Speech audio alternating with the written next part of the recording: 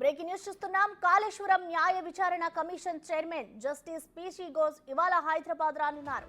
రేపటి నుంచి విచారణ ప్రక్రియను తిరిగి ప్రారంభించనున్నారు. మేడిగడ్డ, అన్నారం, సుందిల్లా బ్యారేజీలపై జస్టిస్ పీసీ ఘోష్ ఏప్రిల్లో విచారణ ప్రారంభించారు. ఇప్పటి వరకు 3 పర్యాయాలు విచారణ చేపట్టారు. విచారణకు హాజరైన వారు సమర్పించిన అఫిడవిట్లలోని అంశాలపై రేపటి నుంచి ప్రత్యక్షంగా విచారించే అవకాశాలున్నాయి.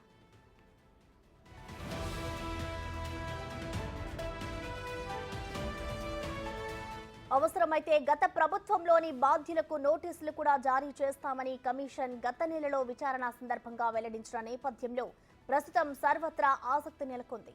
ఈ నెల 19వ తేదీ వరకు విచారణ షెడ్యూల్ ఉన్నట్లు తెలుస్తోంది. ఈ క్రమంలో ఈ దఫా విచారణ ప్రాధాన్యం సంతరించుకుంది.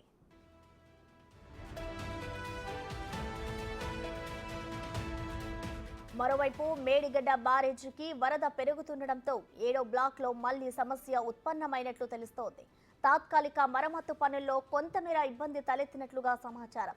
ప్రధానంగా దెబ్బతిన్న 20వ పిల్లర్, ఆ ప్రదేశం కింది భాగంలో ఇసుక, మట్టి, గ్రౌండింగ్ కొంతమేర కొట్టుకుపోయినట్లు సమాచారం. ఆ ప్రదేశంలో ముందుగా నీటి ఊటలు, లీకేజీ ఏర్పడడంతో ఇంజనీరింగ్ అధికారులు గుర్తించి నివారణ చర్యలు చేపట్టినట్లుగా తెలుస్తోంది.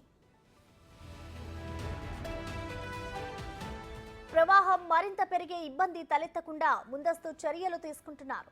ఈ క్రమంలో రింగ్ బర్డ్ తొలగింపు పనులను వేగవంతం చేశారు. సమస్య ఏర్పడిన ప్రదేశం నుంచి ప్రవాహం సాగుతుండటంతో ఏం జరిగిందని దానిపై స్పష్టత రావడం లేదని తెలుస్తోంది. ఇంజనీరింగ్ అధికారులు పలుమార్లు బ్యారేజీని క్షేత్రస్థాయిలో పరిశీలన చేశారు.